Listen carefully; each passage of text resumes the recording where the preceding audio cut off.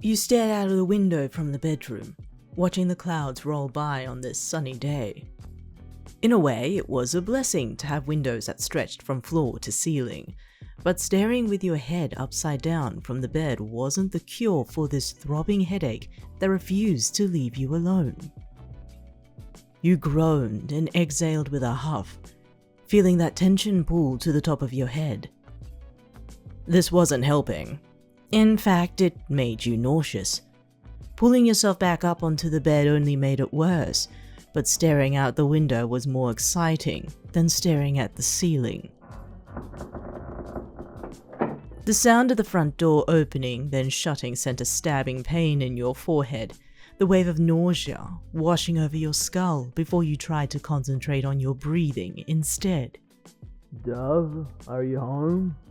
called out a voice from within the apartment. All you could do was mumble and reply as loudly as you could without inflicting more pain onto yourself. You tossed on the bed, feeling the cool linen against your skin that only brought a small hit of relief with your back facing the door. The sound of footsteps edged closer behind you, however you still laid unmoving, focusing on the feel of the linen. "The commission's given some case notes for a future mission," continued the voice before the footsteps drew near. "They're hoping you could give them some numbers." The voice trailed, but you still laid still, drifting into a doze against the soft plush of the bed. Hawks stared at your back, curious of your unmoving form while he immediately began to approach you quietly. His hands gently gripped onto your shoulder before a small whimper escaped your lips. "Where does it hurt?" asked Hawks with a soothing voice. "Everywhere," you mumbled. "Head." You felt his hand leave you, his presence no longer there while you continued to delve into the feel of the linen against your head. It was all you could focus on, the tiniest minute feeling if only to keep your mind away from the throb that persisted and knocked again and again.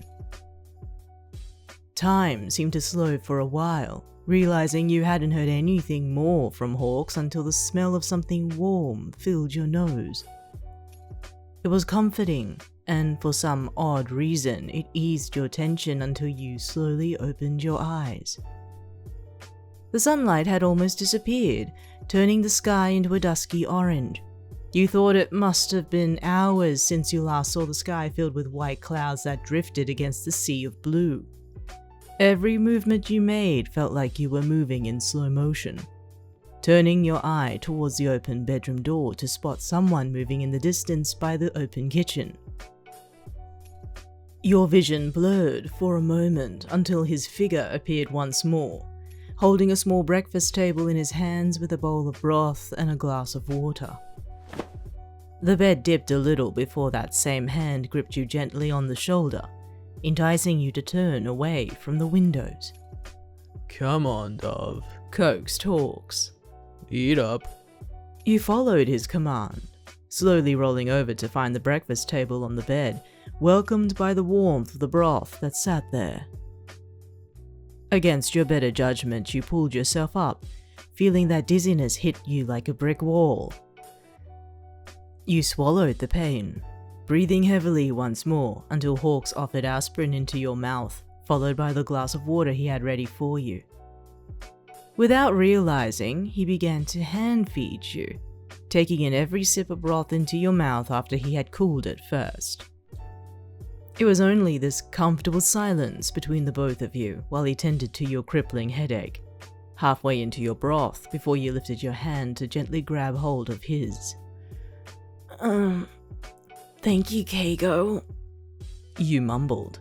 I can take it from here. Hawks chuckled before he handed the spoon over to you, watching you sip the last of the broth on your own. "We'll talk after you feel a little better to use that brain of yours," he cooed with a teasing grin. You can't cut me some slack, can you? You questioned, your forehead feeling a little more at ease with the warmth that filled you. "Never a dull moment," He quickly made his way back to the kitchen with breakfast table in hand, leaving you to sip the rest of your broth in bed.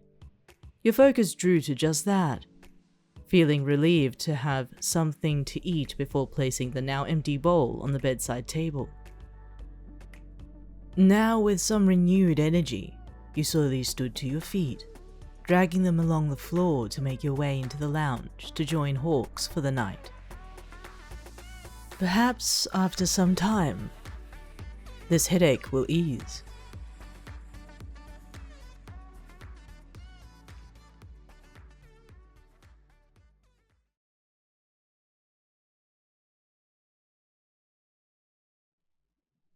Paperwork, paperwork, paperwork. And the occasional ringing. You hissed from the incessant twang from your desk with a swipe of your hand to stop it, collecting the handset from the desk phone to your ear. Endeavor Agency, how may I help you?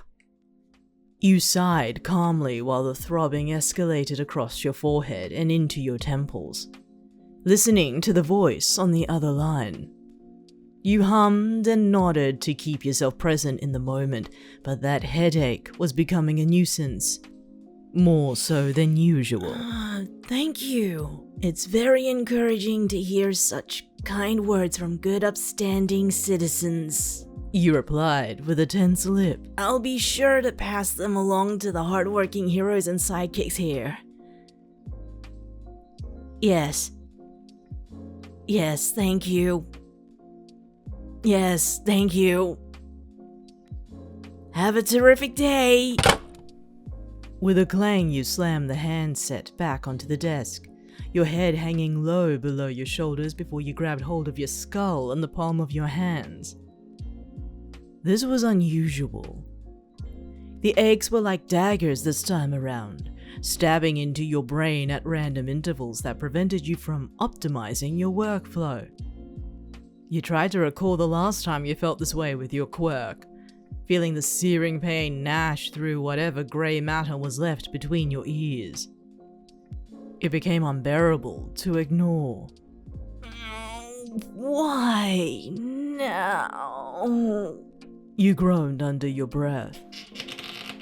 The sound of your office door creaked open, which didn't help your situation while your eyes squinted from the pain. Whatever it is, can it wait till tomorrow? You called out with a growl. So, you called me all the way here for nothing? Spoke a calm, gruff voice, one that you were very familiar with after all of these years, ever since reuniting with him on your 10-year school reunion with the man. Shouta Aizawa stood by the door, staring at you inquisitively despite the eye patch he wore, holding a box of aspirin and a glass of water that he was able to procure from the agency's kitchen. There was a moment of silence until he saw your hand wave him over, entering your office and shutting the door as quietly as he could. You still held your head against your desk, mulling over how this splitting headache came to be, wondering how much you've pushed your quirk this very day to cause you this grief. You weakly opened your hand out, still with your eyes to your desk shut tightly from the pain. Hand the goods over. You groaned weakly. Hun, look at me, ordered Aizawa. You hated the idea, but slowly and surely you lifted your head and peeked through your eyes to stare up at the man, noticing his tired eyes on you with a hint of a smile. You pouted through the tension that pressed between your brows, snatching the box of aspirin and quickly downing a couple with a large swig of water. Aizawa still smiled. This is your fault. You piped with a hiss. I'm not the warrior, he unapologetically remarked. That's what worries me. and that's why you're causing more harm than good to yourself. Aren't you a little concerned about Sana's first day of kindergarten? You questioned while your eye twitched from the sudden spike that drilled into your brain. Aizawa stared apathetically at your pain-filled expressions, finding your hand grabbing hold of your head again. He immediately reached out and gently held his hand atop your head, tussling your hair a little while he looked back into your eyes. We dropped him off at a very good school. You know that. He reassured while he calmly continued to massage the top of your scalp. Eri will pick him up, and she'll drop him off to me before we come and see you. You stared into Aizawa's eyes. Well, at least one of them, unhindered by the eye patch he wore. In the back of your mind, you knew that the aspirin would take effect within the hour, and only take off the edge of your usual aches and dull pains for the day. But seeing Aizawa and feeling his presence did help with a sense of relief. Your head leaned into his hand that slid past your scalp and onto your cheek, feeling his fingers trail softly over your temples while he did so. Do you have to go back to UA? You asked weakly. Not right now. He simply replied. Then pull up a chair and keep doing what you're doing for a little while longer. With a slight rearrangement of chairs in your office, Aizawa ended up seated on your office chair while you sat on a small stool, your back on his chest while his fingers curled around your head, gently massaging into your hair. You ensured you gave him some room for his legs, especially for his right prosthetic that leaned against your desk. For now, in this moment, it was bliss.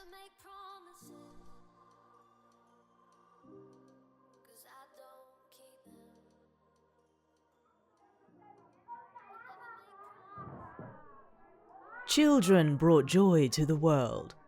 That had always been your motto for many years back at home in Osaka, and now here in your new home of Musatafu.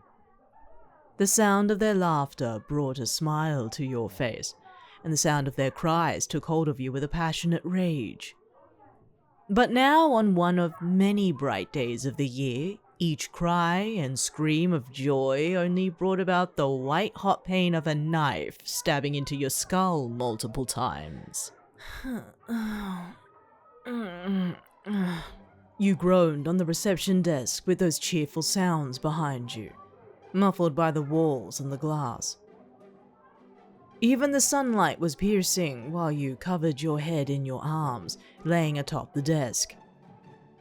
You drifted in and out of sleep, earlier hoping that a short nap could help soothe this oncoming headache that persisted. But alas, nothing helped. If anything, it only made the situation a little worse. A tug at your shirt slowly caught your attention while you lifted your head, finding a young boy stare up at you in his uniform. Are you okay? He shyly asked with concern, only allowing a smile to cross your lips despite the dull throb in your temples. Of course I am, sweetie. You reassured with a calm voice. Go back inside and have fun with everyone else, okay? I can make you feel better. Through your tired eyes, you gazed curiously at the boy, watching him close his eyes for a short while before he snapped them open with a tiny fury. His eyes glowed red while his hair softly floated above, staring up at you with a sense of hope. You sighed with a smile, understanding his intentions before you laid a hand atop his head, involuntarily causing him to blink out from using his quirk. Oh, sweetie. I'm not like your parents. You explained while you reassured him with a gentle pat. It's okay. I have a friend who's coming over to help me. Then I'll stay until they get here. He motioned, leaning his arms on your lap while you tousled his hair. You chuckled at his kind nature, breathing slowly through the pain before you leaned your head back onto the desk. It helped to have some quiet company after learning more about the boy that refused to leave your side. It was already mid-year of the school year, and children came and went, leaving behind memories of their beginnings onto hopefully bigger and brighter things. This boy was no different to everybody else, but seeing his kindness separated him from the rest. You couldn't tell how long it had been while you sat in silence with the boy, You only focused on the pain that tore through your head and down your spine. You felt nauseous and faint for a while, most likely drifting off to sleep at some point, until a light tapping on your desk slowly woke you once more. Are you okay? Asked a boisterous voice from above. You mumbled a little before you pulled your head up from your arms, feeling the weight of it press against your neck. There, standing before you, was a very familiar friend, the one who convinced you to transfer to Musatafu after a week-long visit during his recovery. Taishiro Toyomitsu, well known as Fat Gum, stood before you with a wide grin on his face. There had been the occasional visit to Cantrus kindergarten as his bigger self, always a star with the children when they saw him. But lately you had been surprised to see him in his tall, muscular self instead. Make them feel better, ordered the young boy next to you, his pout pulled down into a frown, while he eyed the pro hero standing by the reception desk. Will do. Thanks for keeping them company, Sana. Voiced Fat Gum before the young boy hopped away with the rest of his class inside. I told you you shouldn't have gone into work. We're down by one, and I can't leave only one of us to manage the desk and look after the kids. You explained before you opened your hand out to him, noticing the plastic bag that he carried in his arms. Alright, come on then, Dewdrop. From inside the bag, he pulled out a small box of aspirin plus a water bottle. Most likely recent purchases from a convenience store not too far away. Convenient for being a part of one of Musatafu's more populated regions in Esuha City. You gladly took the box, ripping it open to down a couple of aspirin before slowly sipping away from the water bottle. Sorry I can't stay long, but promise me you'll take it easy today. Asked Fat Gum, searching your eyes while you stared at the desk, still with water in hand, sipping. I promise. You mumbled. You figured he had to leave again due to the workload and the job he had. It was a given for a pro hero such as himself. You were more than glad he popped in to help while your eyes stayed shut from the sunlight.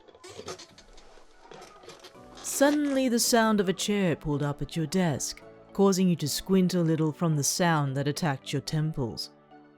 You peeked to find Fat Gum still present, sitting by the desk opposite you before he pulled out more items from that plastic bag he had.